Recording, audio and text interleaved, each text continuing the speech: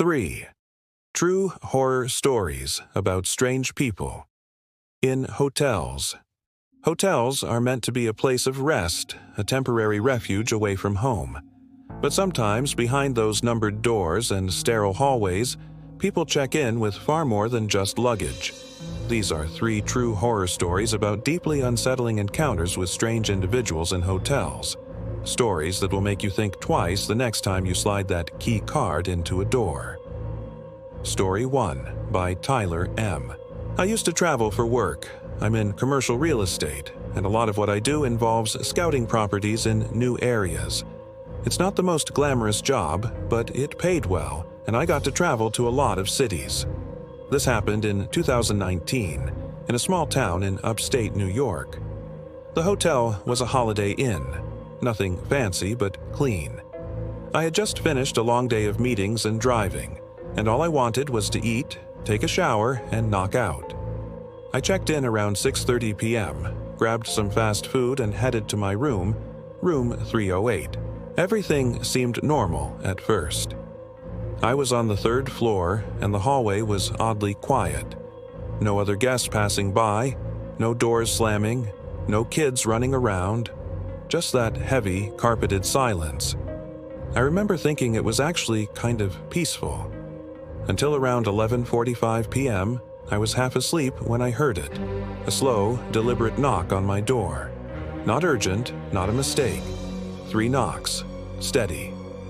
I sat up in bed, heart already racing a little. I hadn't ordered room service and I didn't know anyone in town. I got up and checked the peephole. No one. I stood there for a while, thinking maybe they left. I even opened the door and looked both ways. The hallway was empty. I chalked it up to a kid or maybe someone at the wrong door and went back to bed. Then, at 2:12 a.m., it happened again. 3 knocks. This time, I jumped out of bed and went straight to the peephole. And there he was, a man. Pale. Bald.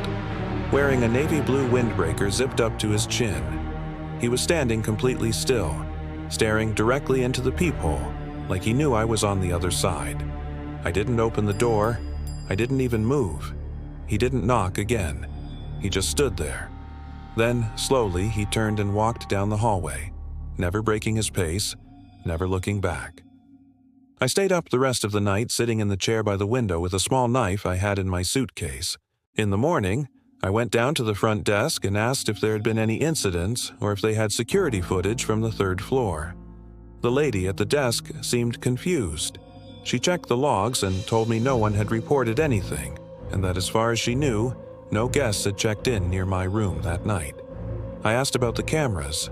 She told me the hallway cameras on the 3rd floor had been down for 2 days. Maintenance was supposed to fix them.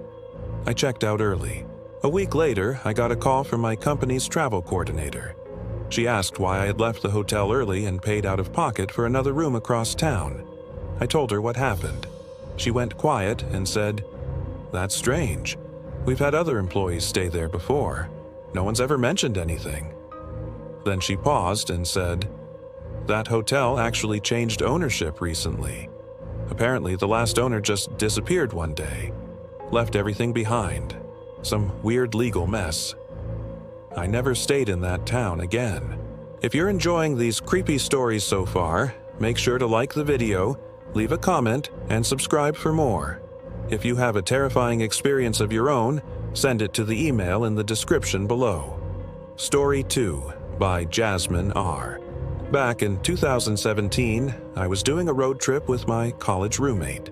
We were going from Arizona to Oregon to visit her aunt and decided to stop for the night at a cheap motel just outside Sacramento. We were broke college kids, so luxury wasn't an option. The motel was one of those old-school roadside ones with doors facing the parking lot. There were maybe 10 rooms total. The guy at the front desk seemed off, friendly but like he was forcing it, kind of sweaty and twitchy. He gave us room 4. As soon as we got inside, I had a weird feeling. It wasn't dirty, but it just felt wrong. The curtains didn't close all the way and the window faced a dark patch of trees. I told my roommate, Maya, that I didn't like the vibe, but she said I was just tired. Around 10:30 p.m., we were watching Netflix on her laptop when we heard something. It sounded like scratching. At first, I thought it was an animal outside, but then it got louder, more deliberate, like fingernails on metal. It was coming from the wall behind the bed. We froze. Then it stopped. We turned off the laptop and listened. Nothing. We tried to laugh it off, but I could tell Maya was creeped out too. She went to brush her teeth while I stayed in bed scrolling on my phone. Then I noticed something. In the mirror across the room, which was positioned directly across from the window, I saw movement. A shape. I turned to look, but there was nothing there. Then I looked back at the mirror. Someone was standing behind the trees. I grabbed Maya, and we both ducked under the window and peeked out slowly.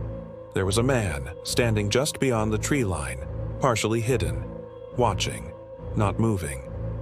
We shut the lights off and stayed silent, whispering about what to do. Then we heard it again, scratching. But this time, it wasn't coming from the wall. It was coming from under the bed. Maya grabbed her phone and turned on the flashlight. We both got down slowly and looked. There was a small vent in the floor, barely visible. Something metallic was sticking through it, like a coat hanger, bent and sharpened into a hook. We bolted out of the room, ran straight to the car. I didn't even go back for my bag. We drove to a 24-hour diner and called the police. They went to check and told us there was no one in or around the room. But they did find signs that someone had tampered with the vent. We later learned the motel had several complaints in the past year about break-ins and peeping Tom reports, but nothing ever stuck. The manager, the sweaty guy, was under investigation but never charged. I don't know what would have happened if we had stayed the night, but I still have nightmares about that hook. Story 3. Story by Marcus D. In 2015, I stayed at a business hotel in Atlanta for a conference. I was on the 10th floor, room 1007. Everything was normal the first night. The second night wasn't. Around 1 a.m., I heard loud, heavy breathing outside my door. It was unmistakable, like someone was standing right at the door, trying not to cry. The breathing had this shaky, ragged sound. I looked through the peephole and saw nothing, but the breathing didn't stop. I waited 5 minutes, then 10. Eventually, it faded. The next day, I asked the front desk if anyone had reported strange activity on my floor. The lady looked confused and said I was the only guest on the 10th floor that night. They'd recently done maintenance and closed off most of the rooms for cleaning. I didn't like that answer. That night, I wedged a chair under the door handle just in case. At 3:17 a.m., the sound woke me up again. This time, it wasn't breathing. It was whispering. A man's voice, low and fast, like he was reciting something. I got up and looked through the peephole again, and I finally saw him. He was facing the door, middle-aged, shirtless, long stringy hair. His eyes were wide open and he was whispering directly at my door. I heard words like room, door, inside. I called the front desk immediately. They said they'd send security, but when they got there, the man was gone. Security checked the entire floor and found no one. I showed them the hallway on my phone's camera. I had started recording after I saw him, but when we watched it back, the hallway was empty. Not a single sound, no whispering, no man. I checked out that morning. I found out later that room 1007 had a strange history. A former guest years ago had a psychotic break and was found wandering the halls whispering nonsense. He disappeared before the police arrived. They never found him.